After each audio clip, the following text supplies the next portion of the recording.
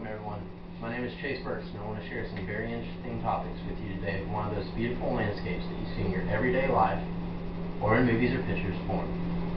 Imagine yourself riding on horseback to the Paladura Canyon close to Amarillo. The freedom that you feel being so far out and the sun shining on you. The openness of the valleys and the height of the canyons create an effect of freedom. Consider scavenging through a cave. You see all these odd formations growing downward, upward, thickening, creating sheets of rock. You follow the cave around till you come upon a lake in the cave. Well, how did that get there? You probably wonder these things, maybe not in your everyday life, but as you see these formations. These phenomena will all be explained. Geology interests me very much so that I have chosen this career path. I study over rocks and minerals and how they form, why they are that color or this shape.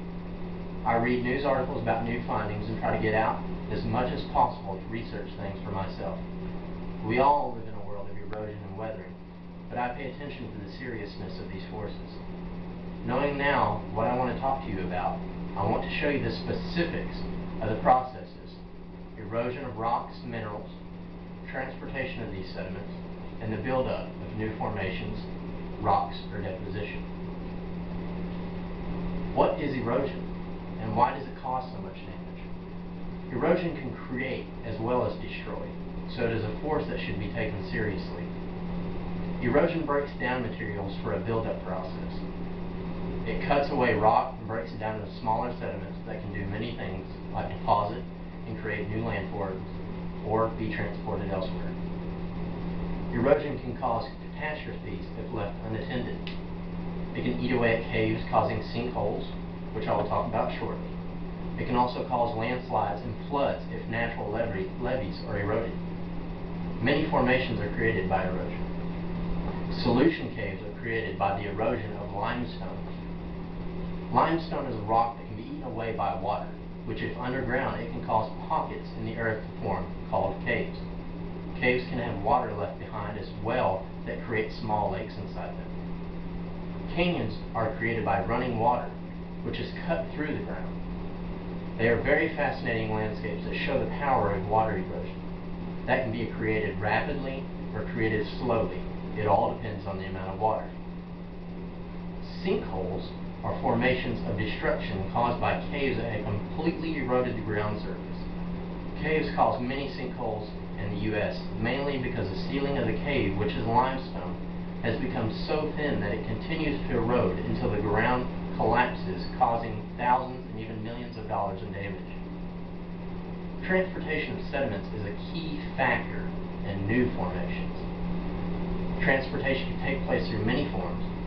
Wind and water are the dominant forms of transportation for sediments. Rivers are a major factor in transportation. The further upstream, the larger the rocks or sediments, and the further downstream, the smaller the rocks get. Through transportation, we can identify the types of material that can be made. In a river, geologists can tell that breccia, which are rocks that are clumped together and are rough with sharp points, are rocks that are further upstream. And conglomerates, which are rocks that are clumped together but are rounded, are further downstream. Deposition is the most important process in some key formations. Through deposition, beaches are formed. Sediment gets swept toward land, builds up from the bottom of the ocean upward as it builds. Rivers have point bars, which are also built by deposition. These are like beaches as well. Deposition can cause major buildup in channels that cause problems for ships. Channels where ships pass through to trade or drop off cargo are always in danger because the mouths of the channel want to build up sediment, restricting ships from passing through. Deposition occurs very much so in water as well as on land. Deposition in water is very dominant in this force. It can cause many landforms to be made, as well as many to restrict access to certain places. I hope that I have made all of you understand the importance of these three forces: erosion, transportation of sediments, and buildup of new landforms or deposition. Make sure that when you are out, you pay attention to these three forces of nature so that you don't miss out on the fascinating features that dominate the land. Ask yourself, where do I see erosion? Do you see any signs of transportation through wind or water? Do you see deposition occurring on land or in water? Always pay attention to land and Earth in general.